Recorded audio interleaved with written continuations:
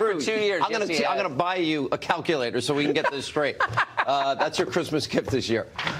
Great show. Thanks, Good to see you. All right, welcome to Hannity.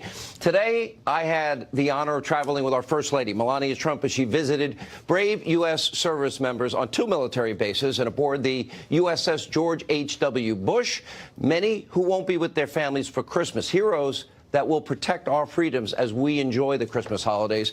In just moments, we're going to show you the highlights of that interview and an exclusive one-on-one interview with the First Lady herself. Please stay tuned. Also, tonight we're going to bring you the latest on the sentencing of Michael Cohen, and we will reveal disturbing details surrounding what is really absolutely shameful treatment of a 33-year veteran of this country, Lieutenant General Michael Flynn.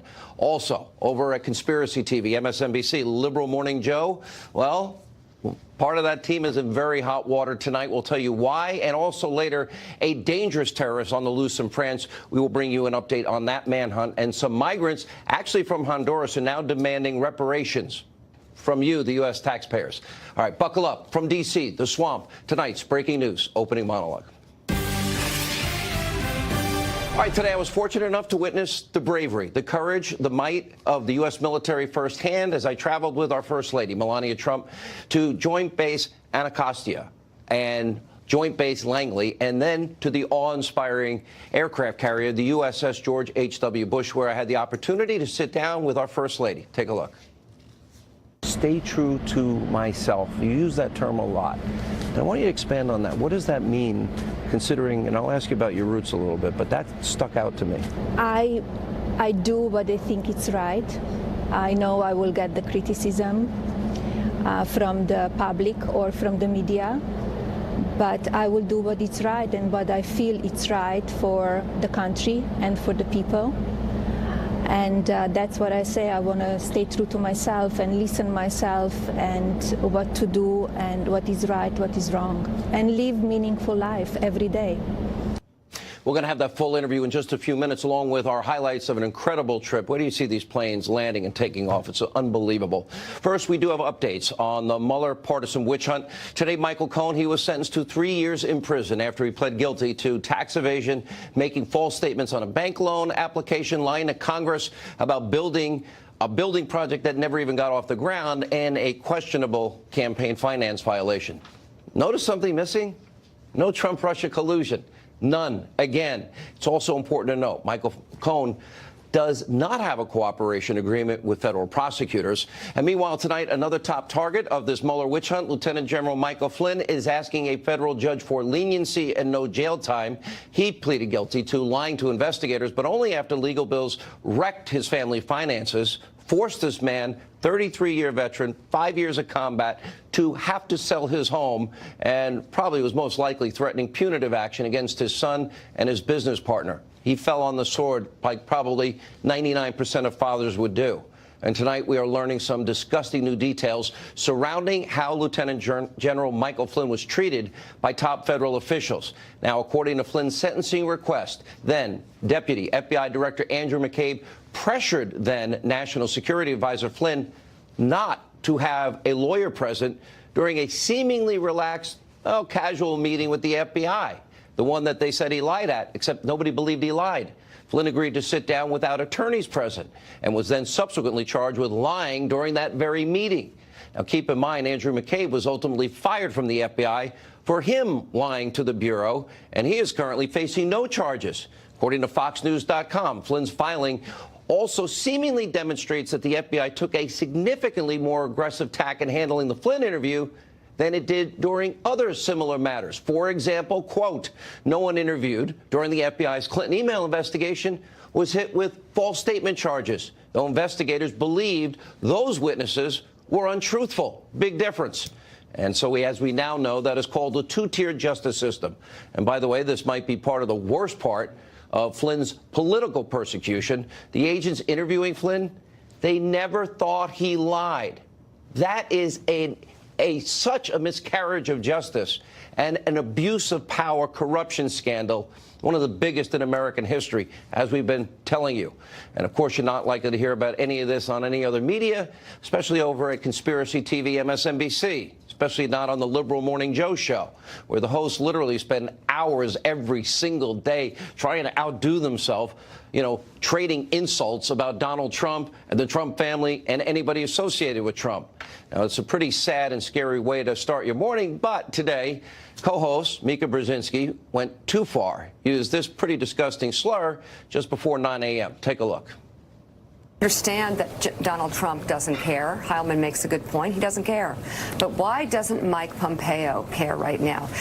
Are the pathetic deflections that we just heard when he appeared on Fox and Friends, is that a patriot speaking or a wannabe dictator's butt boy? And I'm dead serious. I'm asking, are these the words of a patriot? Wow. Questioning his patriotism? Unbelievable. Over the top. And then following the show on the other part of the issue, and she issued an apology on Twitter about her language. Some bad choice of words. I should have said water boy, like for football teams or something like that. Yeah, Mika, pretty bad choice of words. But we're consistent on this program. We don't call for boycotts. We don't call for firings of any kind. In fact, when Mika's colleague, MSNBC host Joy Reid, when she was in hot water over homophobic and conspiracy-filled blog that she had, we never called for her to be fired or for her show to be boycotted. People do make mistakes. People are not perfect. And I think we're all human. And I don't believe anybody's career, in my honest opinion, should be ruined over a stupid mistake. And by the way, she's no fan of mine, and neither is Liberal Joe. And I doubt they would do this for any opinion host here at Fox News. But it's sad to see Trump derangement syndrome claim yet another victim. And of course, there were many warning signs as the anti-Trump vitriol got worse and worse and worse. Let's take a look. It is clear the president is stunningly ignorant. Probably the most ignorant president we will ever have. He's ignorant. He's warped. He's obsessed with money and sex. And he finds his power through those two things. He will be forever remembered as the president who traumatized little children. That's his brand now. He's the president who purposefully traumatized babies and children. It's very almost caveman-like. Have you seen It really is. He's like Fred Flintstone running the country. I don't think he has the moral compass to make a decision based on our own national security. To anybody who works inside the White House, works on the national security team, works in the State Department, at some point you are working for a president who is not fit to lead, who's going to do something crazy in 5 minutes, 1 hour, tonight or tomorrow. Like, what more do you need to hear from him to start thinking 25th Amendment or something else? We fixed it. We'll have more on this later in the show, but first we need to turn to breaking news in France. Widespread manhunt underway for the gunman in Tuesday's terror attack at a French Christmas market that left at least 2 dead. Now the 29-year-old suspect, identified right there as Sharif Chaket, allegedly shouting Allahu Akbar as he opened fire before escaping from the scene in a taxi. We're also learning tonight he had a long criminal record, and he was already on the authorities' radar for connections to radical Islam. So far, 5 other people with alleged ties to the suspect have now been detained. And even more frightening is that French authorities admit that he may have already slipped across the border into Germany. We'll keep you updated. We'll pray for the victims. Scary times. Make no mistakes. Attack like this, all these attacks underscore the need for safety and security, like places, at our southern border, where we have caught people with terrorist ties trying to get into this country, where tonight migrant groups are literally, the ones, women and children that the media kept telling us about. Remember, they were trying to march to the U.S. consulate over Tijuana, demanding President Trump either let them into the country, or now they want us to pay them $50,000 in reparations to go home. Pay you to go home so you don't break our laws and don't disrespect our sovereignty. One group organizer arguing that it may seem like a lot of money to you, but it's a small sum compared to everything the United States has stolen from Honduras. Now, look, we all know probably the vast majority of people that come from poor countries with no opportunity, no hope for their children and grandchildren are good people searching for a better life. But demanding entry or pay you, or will overwhelm your immigration system, there's no way to act. to demonstrate merit to come into this country. It's also a massive security risk. As the San Diego Tribune is reporting, thousands of migrants are now unaccounted for, writing, quote, in the group of unaccounted migrants, about 3,500 are presumed to have either crossed illegally into the U.S., moved to other Mexican border cities, or simply fallen through the cracks. That is why the president is standing firm, rightly so, on the border wall, forging ahead on keeping his promise to the forgotten men and women of this country to preserve our nation's safety and security first. Remember, a wall will literally help people on both sides be safer. And then, of course, the wall will have a big door, and you can come in legally, as the president has said. But we do have the right to vet anyone that wants to come into this country, because keeping out potential terrorists, human traffickers, drug traffickers, violent cartel members is a huge #1 priority for our national security. All right, we have a lot to get to tonight, including our interview with the First Lady. Joining us now, the author of the bestseller, Why We Fight, Fox News national security strategist Sebastian Gorka, and the author of another bestseller, The Deep State, Fox News contributor Jason Chaffetz. I read this about General Flynn. Okay, Michael Cohen admitted to these things. I feel sorry for him and his family tonight, but he admitted to these acts that he was responsible for. He's changed his position on a lot of issues. Now the media, they only want to believe the version that helps their narrative. Right. That's fine. That's politics. But he was pushed into, General Flynn, a 33-year war hero, 5 years in combat, forced in, told you don't need a lawyer. The FBI doesn't believe he lied. And then he's charged with lying anyway because he's bankrupt, can't fight it, and they're threatening probably his kid.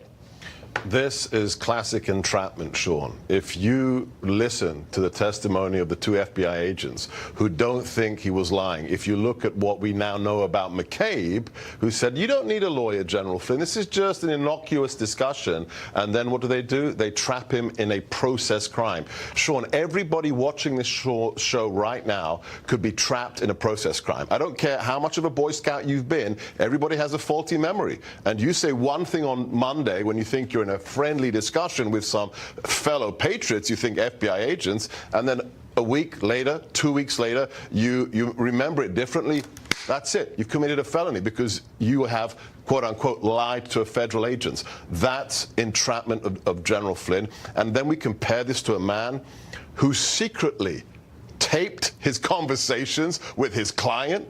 Think about that. Michael Cohen admitted he's a liar, and he's the kind of guy who has no qualms. The most sensitive thing a lawyer has is his relationship with his client, that exclusivity, that confidentiality. This man taped conversations with who knows how many clients. One of them is now the President of the United States. I know which man I believe, and it's General Flynn. I worked for him in transition. I worked with him in the White House. He is a patriot, Sean. You know, I don't, Jason Chaffetz, you are like me. We've talked about that. My mom was a prison guard. My dad in family court probation.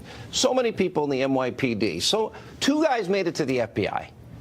Deity in my family. They were the highest of the high. Naturally, we are inclined, we want to help our FBI.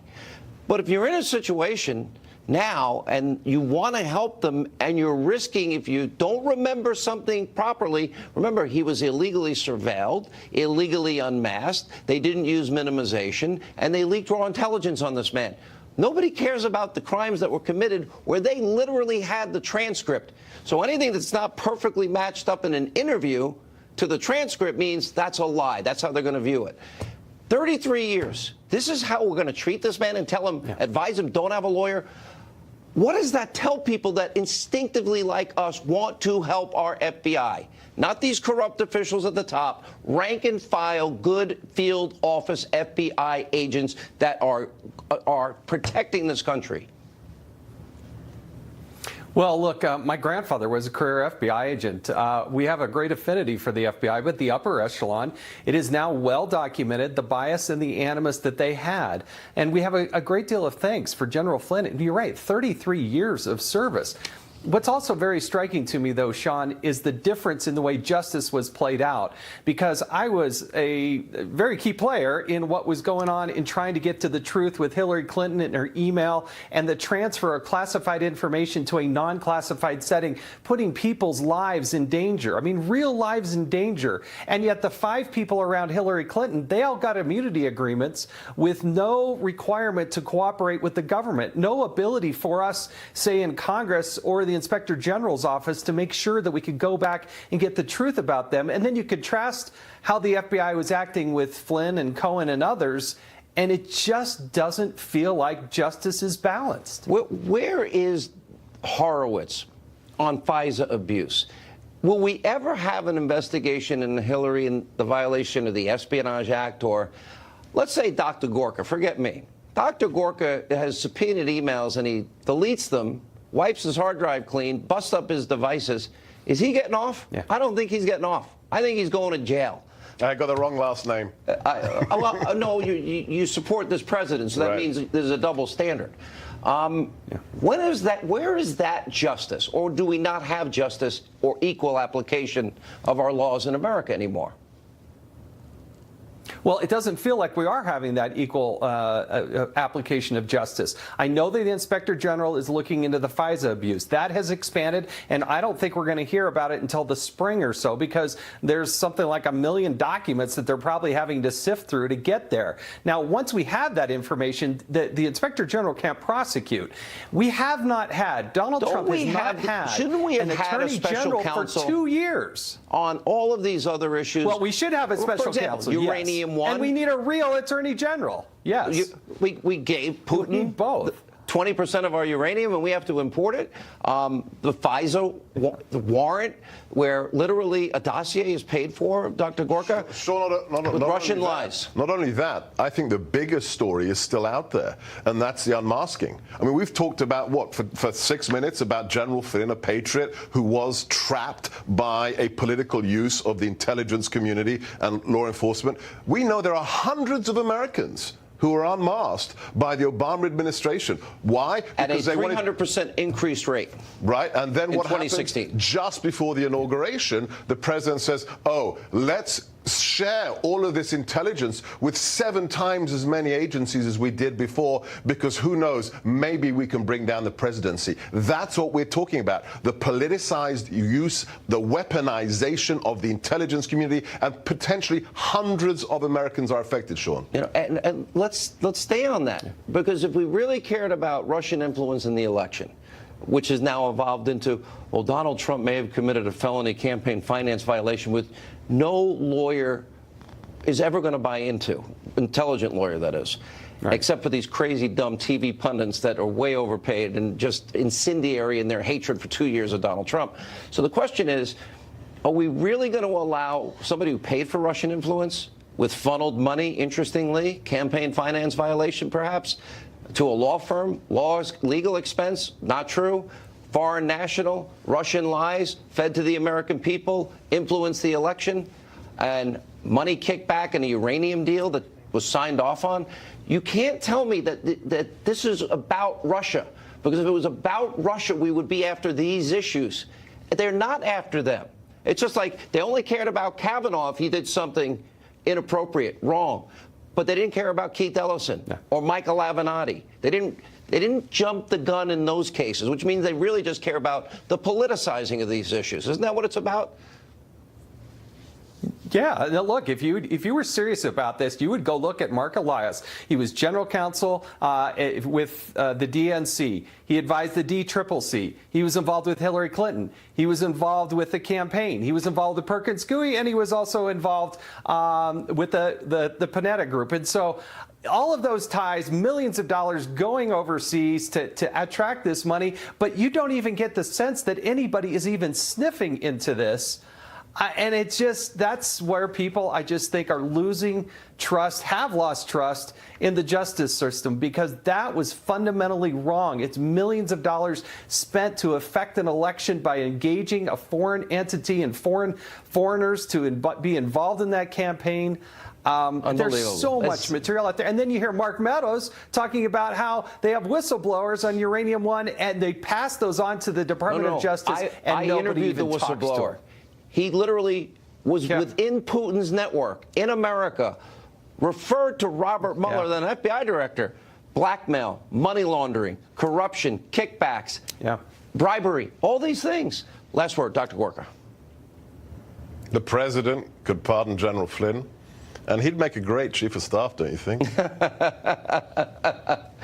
You just got the headline on media. I just want you to know.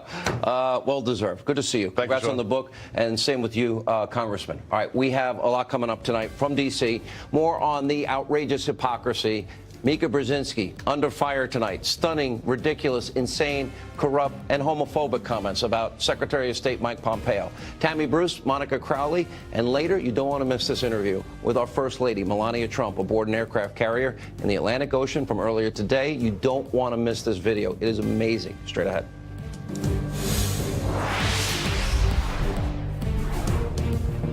In our opening monologue tonight on MSNBC's Morning Joe show, co-host Mika Brzezinski was ranting about the U.S. relationship with the Saudis and called Secretary of State Mike Pompeo an anti-gay slur. Watch for yourself. Understand that Donald Trump doesn't care. Heilman makes a good point. He doesn't care. But why doesn't Mike Pompeo care right now? Are the pathetic deflections that we just heard when he appeared on Fox and Friends, is that a patriot speaking? Or a wannabe dictator's butt boy? And I'm dead serious. I'm asking, are these the words of a patriot? Are these the words of a patriot? Really? Questioning his patriotism?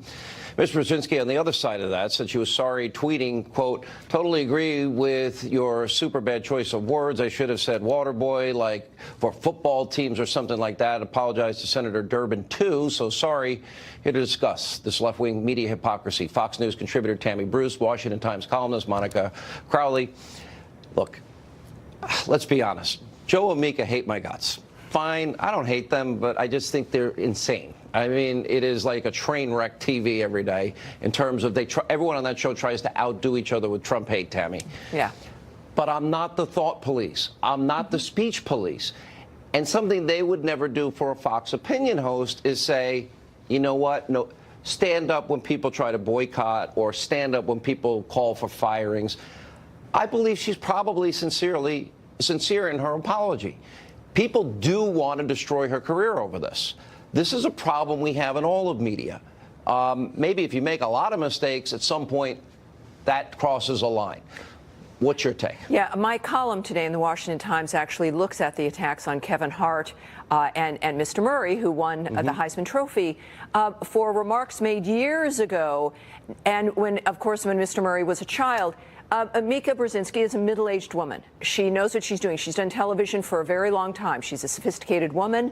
That is a very specific phrase to use, not even just saying about it, whether it's about lifestyle or you use a word when you're a kid. She chose a phrase that was meant to dehumanize. And so that is going to speak about who she is as an individual. But at the same time, she was apologized. Ultimately, she will be given a pass because she's a liberal. And whereas Mr. Murray and Mr. Hart will probably continue to be hounded. That's the difference, is that they will move along and they will be left alone. But others, there will still be an attempt to ruin their careers, to make their lives difficult. That is the problem here. And we've seen it all along. Usually if you're on the left, you do get a pass. And this is why we can see this as being not just hypocritical, but a determination to ruin people's lives by the left. Only conservatives are those who are not conforming clearly enough. And that's the message they want to send to everyone. She'll get a pass in the end on this. And, you know, we see this with other issues involving NBC, the recent firing of Megyn Kelly, for example, for her comments, Monica. But you have people that actually have dressed that way that still have jobs there. When she talked about that, the issue she was involved in. And I'm saying people have a choice. And they don't have to, we have to do a good show and ask people to come in. If we can come into your home, and if we're honored if we get there, people don't have to watch any one show, except this one. That's the only one. Well, you're pointing to the staggering double standard that's been in place for a very long time, Sean, and the only way it's going to change is by Tammy and you and me and those of us who are essentially targets of it or victims of it to continually to try to expose it. I'm not a fan of the word police. The word police easily morphs into the thought police, and that is a very dangerous road to go down. We're very far down that road already, and it is a form of tyranny and fascism. So I don't believe anybody should lose a job for misspeaking or for stating something and then apologizing. But that being said, those on the left have a long history of stating anti-gay slurs and anti-gay jokes. And then when they're called on it, they usually try to minimize it, usually with a cutesy kind of tweet, as Ms. Brzezinski did today, and pray that it goes away. And it usually does go away because, as Tammy points out, they have something not available to you, me, and Tammy, which is the protection of the mainstream media. So they don't get the pile-on that we do when we misspeak or when we make a mistake. Then our lives are ruined and our reputations are tarnished, but they get a pass and they're allowed to go forward. That double standard continues to be in place, and it needs to be exposed if we're ever going to hope to see an end to it. Tammy, what you said about the slur part of it is right, too. Nobody seems to have also paid attention to the part, the things they say about Trump there every day. Yeah. They speak for themselves. Mike Pompeo is a patriot serving his country. That's right. He's done an amazing job as Secretary of State, creating amazing opportunities for peace in the world. Again, hard things to do. Amazing job as our CIA director.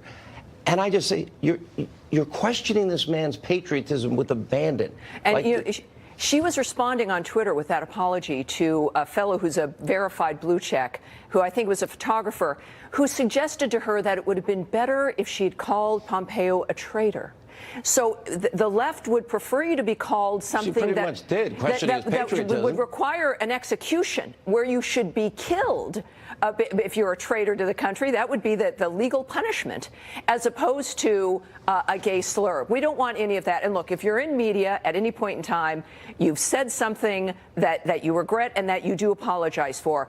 Our point here is the hypocrisy on that end, is their desire to destroy other people under a guise of being a racist or a sexist or a homophobe. My first book lays out how all of that lives on the left. I remember the book, yeah. And that they apply it to the president especially, and that it's the name that is supposed to obliterate you. It's the hypocrisy with those individuals who don't even at least try to live and excise those kinds of phrases from their lives. And I think that's what's worth pointing out. And you know what, Sean, into the content of what she was saying, set aside the anti-gay slur for a second.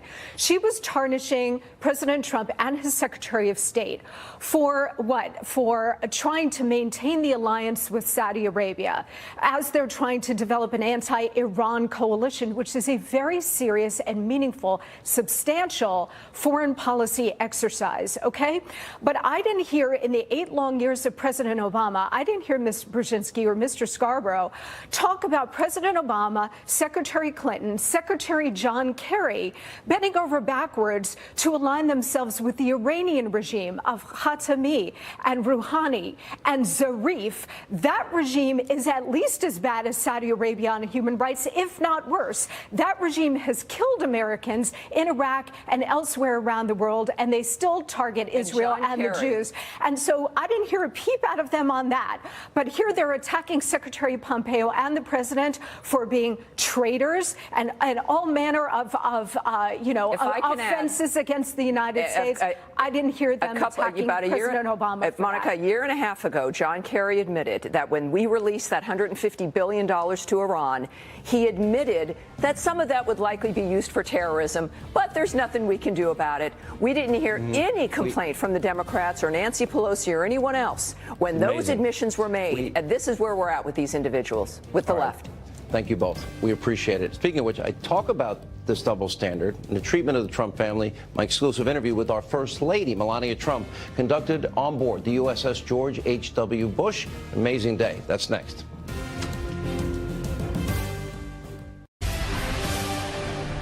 All right, today, the First Lady Melania Trump traveled to 2 military bases and a Navy aircraft carrier to meet our troops, thank them for their service this holiday season. Today, during her tour of the USS George H.W. Bush, well, I had the chance to sit down with the First Lady. And why this is important, because while we're enjoying Christmas, many of them won't be with their families. Take a listen. Madam First Lady, thank you so much for doing this.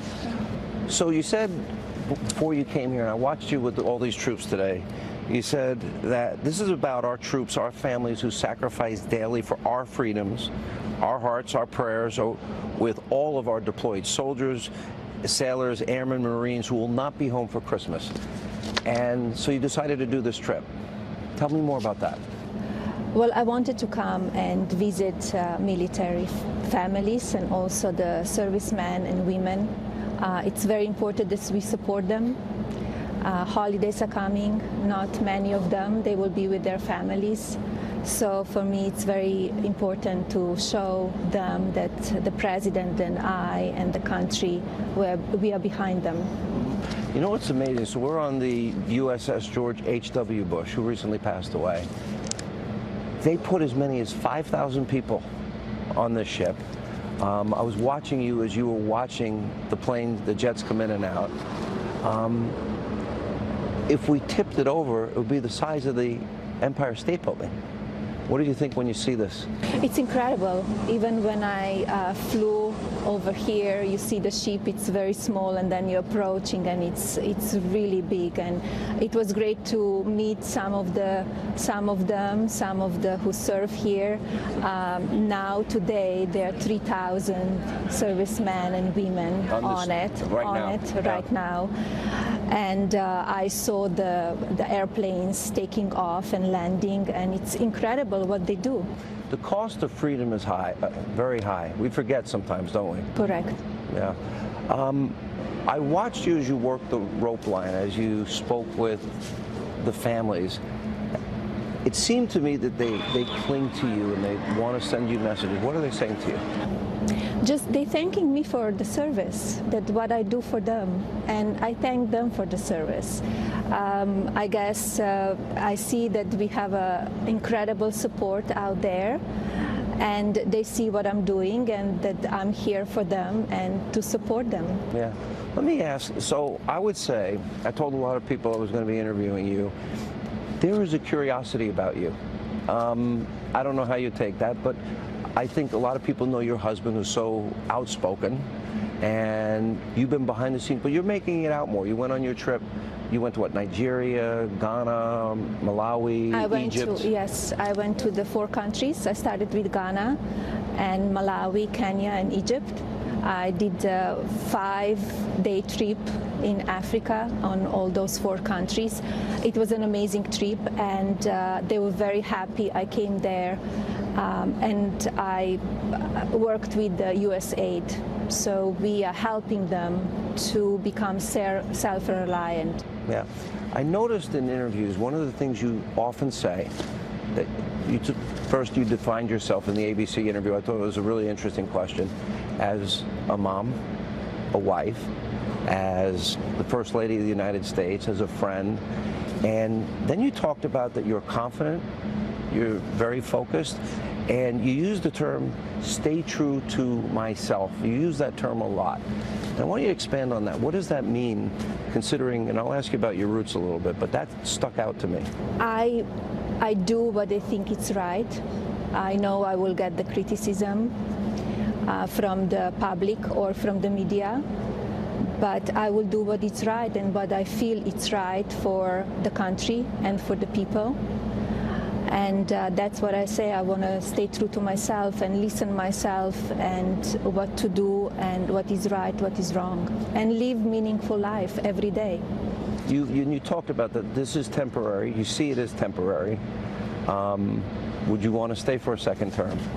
I think my husband, he's doing an incredible job. The country does best ever. So yes, I think I want that the country continue to do well. You come from a small town in Slovenia, and I don't think you've talked a lot publicly about your journey from that small town to Paris, to all these major cities, from there to New York City. Tell us about that journey. Were your parents with you? Were you a model and alone? What was it? After my studies, I went to the modeling business, and I lived in Milan and Paris, and in 1996 I moved to New York.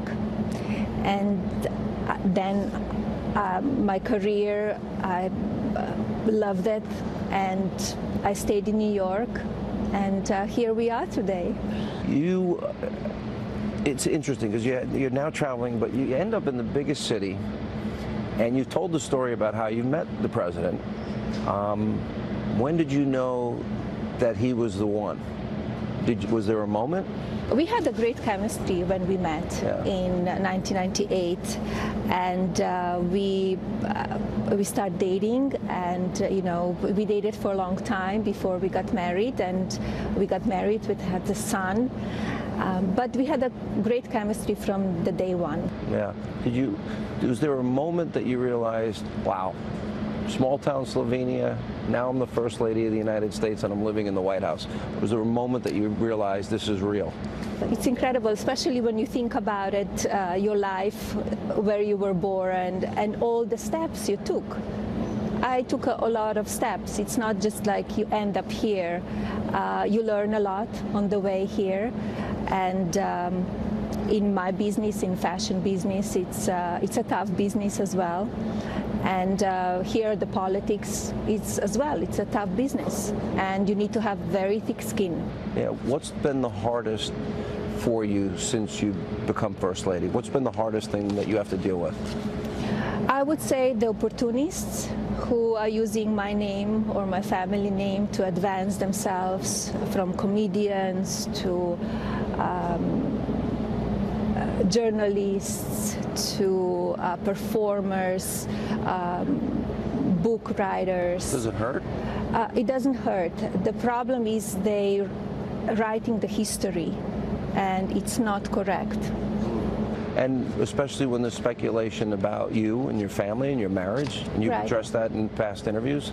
Yes, I did. And they like to focus on the gossip, and I would like to that they focus on the substance and what we do, not just about nonsense. What was it you said if he ran, you knew he would win? Why did you know? I told him, if you run, because I knew him, I knew how he connects with the people. He built an incredible business, and his mind is into the business and to make America great and successful. So I saw how he connects with the people. So that's why I said, if you run, you will win, and it's a possibility. I know people want to know this.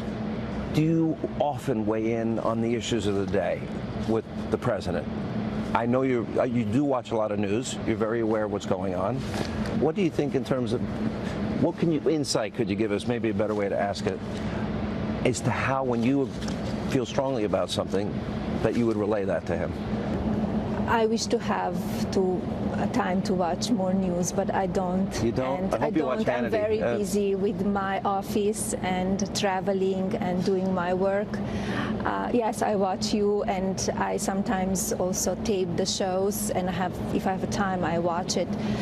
But I know exactly what's going on. I follow what's going on, and I give my husband advice and my honest opinion. And sometimes he listens, and sometimes he doesn't. If I look at the two of you, and I know the two of you pretty well, I've known him for a very long time, I don't think there could be two different styles. He fights, he's combative. You've discussed the issues of tweeting and social media, and you've even said you've asked him to tone it down a little bit. How does that go over? Well, we could see it. Meaning it's not working, okay. I don't agree with his tone sometimes, and I tell him that. So, as I said before, sometimes he listens, Have you ever sometimes he stopped him? doesn't. Like he was going to say something and you said, I said to him, you know, I don't think you need to tweet that out. But on the end, it's his decision. He knows the consequences. He's an adult, and but he's a fighter. He's the fighter. You know, it's interesting because you saw the exchange, I assume, yesterday with him and Yes. Chuck Schumer and Nancy Pelosi. And I gave my commentary on it. I said, that's what America elected. Correct. Somebody that fights hard for promises. Correct. What would you want America to know about him behind the scenes that maybe they don't see or know, that maybe the media would never portray about him? That he's fighting for the America and American people every day. Every day. He wants to govern the right way, and sometimes it's tough because you could see that media wants to bash and focus on negativity. And we have an amazing part 2 of the interview with our First Lady that'll air tomorrow night. But when we come back, you're going to watch all this behind-the-scenes footage of Mrs. Trump visiting with our troops. Very inspiring. Wait till you see it. One of our best tapes I think we've ever put together. Next. We'll have part 2 of my interview with the First Lady, Melania Trump, tomorrow. She traveled to 2 military bases, and we took the interview at the USS George H.W. Bush aircraft carrier. She wanted to thank the troops for their service. They'll be separated, many of them, this holiday season, separated from their loved ones. Here's some incredible behind-the-scenes footage.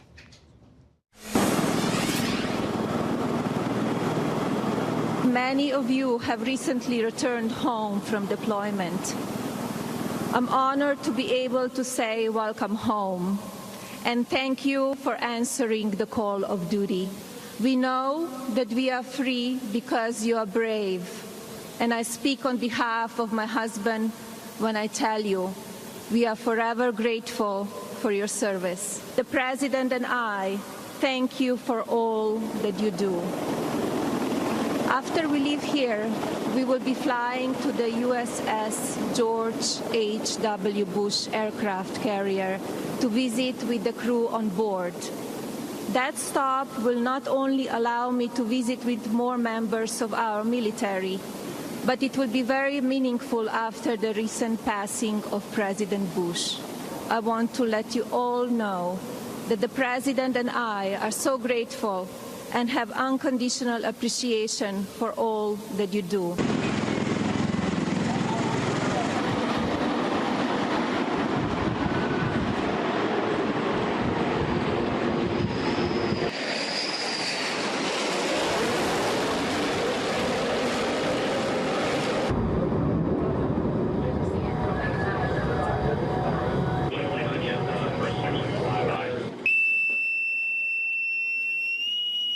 Hello, everyone. I'm very honored to be here with you today. Thank you so much for your service and your sacrifice. Thank you all for keeping us all safe and free. The President and I, we are very proud of you, and we wish you a Merry Christmas and a happy and healthy New Year. God bless you, God bless your families, and may God bless the United States of America.